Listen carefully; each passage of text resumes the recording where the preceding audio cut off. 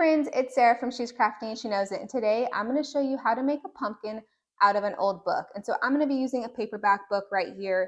You can use a hardback book if you want to, but it's a little bit harder to take the cover off of a hardback book. And I have tons of extra old paperback books that I'm not using, and so I just grabbed one. I'm going to use this one right here. And I already have my template cut out, but I do want to talk to you about the template for a second. Now, I've already made a couple of bigger pumpkins, and so I'm going to be making a smaller pumpkin today for the video. But something important to note is that you want to be looking at the book you're actually using when you're making your template, because you don't want the template to be bigger than this edge of the book. So like if I made a template that was like this, obviously it's not going to, the curve can't go past the edge of the book.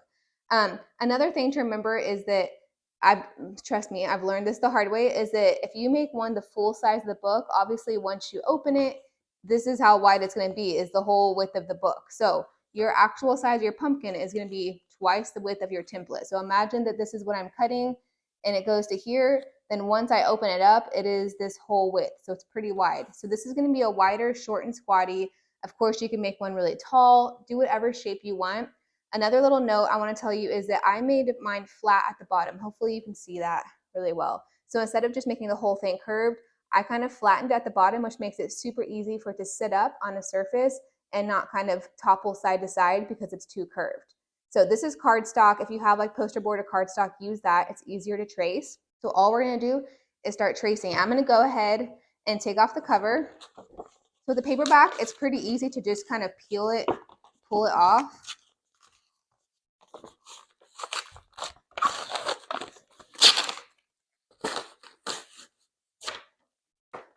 Now, it's okay if you have any little color left on the binding. You don't need to pick it off because eventually you're going to kind of fold the whole thing in half like that. So don't worry about that. Okay. Oh, I think I left the back.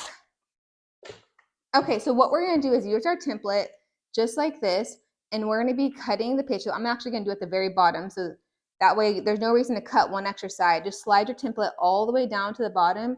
Now guys, if you're making teeny tiny little pumpkins, they'd be super cute to use as place settings and put on like each person's plate at Thanksgiving. So just a fun little idea. But you're going to go ahead and trace your template just like this, and then you're going to cut it out. So there's really nothing fancy here. You can use an X-Acto knife.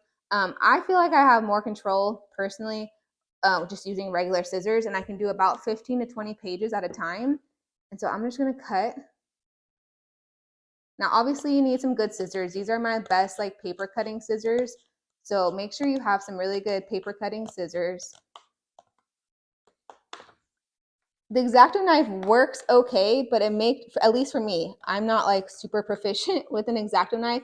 It kind of just made jagged edges, and I just didn't have the control I wanted, and I ended up just getting kind of frustrated with it.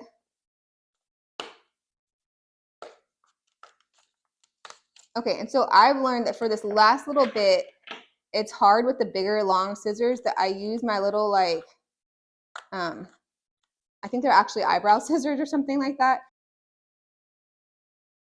So you can kind of see the shape of what the pumpkin's gonna be now that I've done that.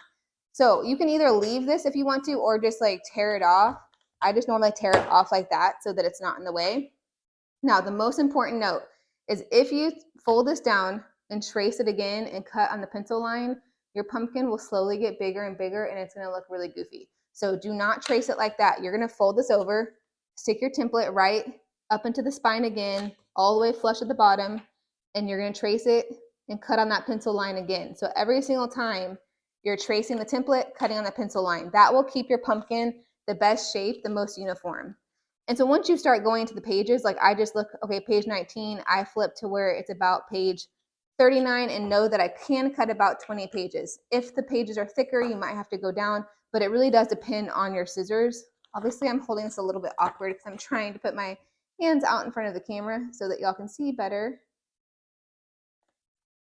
So like I said, this does 20 pages really easily. And to me, it works out well. Like a lot of the longer scissors like this that are so sharp, maybe it's my hand strength is not great. I have a hard time like really right here at the very end cutting into the spine. It doesn't want to cut anymore. So for me personally, I've just noticed that it helps a lot to have these tiny little ones. These are kind of curved. It might be better to not have some that are curved, but they let me get all the way like right into there to the spine, which is super helpful. Take your pages and you're just gonna rip them off again. Okay, so that's really all there is to it. You just kind of repeat the same thing over and over again. So I'm putting my little template back into the spine, flush at the bottom. So once you get the hang of it, these are fast. It's something that I sat and made a bunch of them and sat and watched TV, and it was super easy to do. And so like I said, the big ones are really cute. Also, it's really fun to make a bunch of little ones to set somewhere, or whether you're using them as little place settings at a table, but they're super fun and cute to make. So that's really all there is to it. This is 60 pages right here that I've already done. I'm just going to keep doing the exact same thing, putting my template, making sure that you use your template every time and not doing this and tracing the ones that are already cut. Definitely use your template, trace your template and keep cutting, and you're just going to do that the whole time. And you know what? When I was making a ton of my hand stamped book stacks, which I have a tutorial for that on my channel as well if you're interested in seeing those, also using old paperback books. But I was having a hard time finding them at Goodwill, and some of them were expensive and would be maybe not expensive, but $3 to $5, and I wanted them more for $1 or less. I found a bunch at Dollar Tree, so I don't know if they still have them, but maybe look at your local dollar store if you don't have any extra paperbacks on hand and see if they have some. Okay, so that took me less than 20 minutes to cut the whole thing, so not too bad. Now I'm gonna go ahead and cut the very, this like extra spine part that's left. Just go ahead and trim it off. Y'all, sorry it got so dark. It's like, I thought it was gonna stay sunny, but a storm is rolling through, and so it got kind of dark and shady in here. So please excuse the lighting. But okay, so I have it all done. So all you're gonna do now is kind of fold the spine together. So we're gonna glue it. But before I do that, you're gonna kind of work the spine where you separate the pages and kind of try to make the spine a little bit less stiff. So you kind of just work on wiggling the spine to make it a little bit looser. And then what we're gonna do is really like, I glue the spine together like that, and then these back pages. Now, if you want to try to be able to store this later, you could try using magnetic strips like in the spine and on these two pages that are going to attach together, but I'm not going to be storing mine like that. And so I'm going to go ahead and glue it together. So I have my hot glue gun already plugged in. So what I'm going to do is I'm going to go ahead and put hot glue all the way back and forth along the spine. It's okay if it's globby because you need it to really hold well. And I'm going to fold the spine in on itself and then push the back together. Now just do this and let it kind of sit for a second so it can really kind of form a tube. If it starts coming at the bottom, you can kind of wipe it off.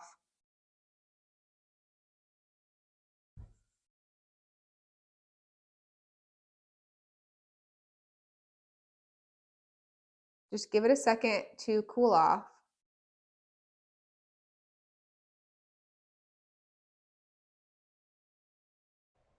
Okay, so now that the hot glue is dry, the next part is really just a lot of like fluffing, if you will. You just gotta fluff the pages up and separate them because they kind of get stuck together, especially when you're like sectioning them to cut them. They kind of get stuck in those clumps. So like for me, the 20 pages that I cut at a time, they kind of stick together in those 20-page sections. So you kind of have to go through and separate those sections and go around and kind of fan the pages out.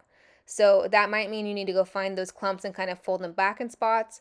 And then there might be other parts where you need to bring like two sections together and kind of put a little bit of hot glue and attach to the sections together, just basically, one page to another page and kind of get two sections to adhere together. But it's totally up to you how you kind of fan it out and do that.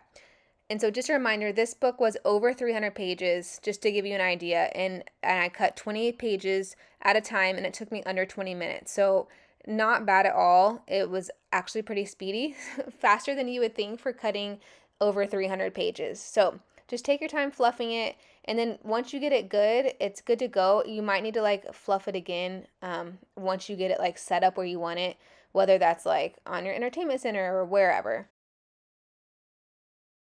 And so every now and then you might have a little section like pop off, and that's okay. You can get rid of it if you want to, or you can just glue it right back in. So I'm going to glue it back into the pumpkin. Since we messed with the binding of the book and just based on whether how old the book is or how well it's made, this might just happen, but it's nothing to worry about. I'm actually glad this happened so that I could mention to you that it's not anything to freak out about. You don't need to start over or anything. Just glue it right back in. Just make sure you don't glue it in upside down because that would be bad. So you still want the flat end to be at the bottom so that the pumpkin can sit correctly. So you're just going to keep going back around, adding hot glue when needed and fluffing when needed. Now I'm going to be leaving mine as is, just plain, because it's going to go in my living room, which is mainly neutral kind of colors. But of course you could paint this orange if you wanted to. You could use spray paint and kind of squirt it with some orange spray paint. You could also use craft paint. I would dilute it and mix it with a little bit of water, and you could paint the edges. If I were to do that, I would do it while it's still like folded flat before fanning it out, just kind of brush the edges. But it looks super cute plain as is, and it would look super cute if you painted it a little bit orange or whatever color you want. Then I have for the top, I have a couple of stem options. Let me see. That one, I grabbed some from outside, so hold on. I'm trying to figure out which one looks the best. Okay, I'm gonna do this one. So I'm just gonna put a touch of hot glue at the very top, kind of a blob. Now it's okay if it kind of like smushes out into the pages. I'm actually gonna be adding some like twine around this part, so you definitely just want it to be able to hold on and not fall apart. You can still keep working on fluffing. Now, when I pick up this book to move it, I might have to like fluff it up a little bit more just when I get it situated where I want it. But it's looking so cute. And like I said, if any of the chunks of pages fall out, they come off the spine. If it's full enough, don't worry about it. Just throw them away. But if not, just cram them back in there and hot glue them in there. That's just going to happen, honestly, depending. I've had several books where it hasn't happened. Like maybe the spine and the binding was just better, and I've had several books where it has happened. So don't worry about it. Don't let it freak you out. Okay, I think that looks good. Now I'm just going to wrap some of this twine. Hopefully that's cooled off. Let me let it cool off a couple more seconds. Hold on. Okay, so now I'm just going to wrap this twine around the base of the stem. So this is really just covering up kind of where it's attached so that you can't see. I'm going to start more in the middle. Since I have the hot glue on there holding it on, you kind of want to cover that part up.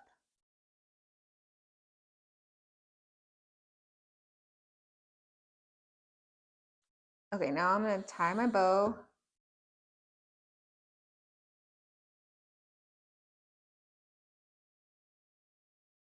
Okay, I'm going to cut my ends. I always cut them plenty long to start with, just in case I decide I want to go back and make the loops a little bit bigger on the bow or something.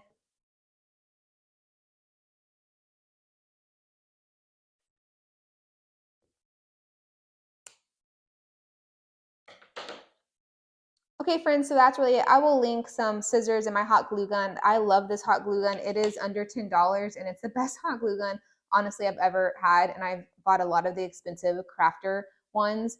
I love this one. It's a dual temp setting, and it's like $9.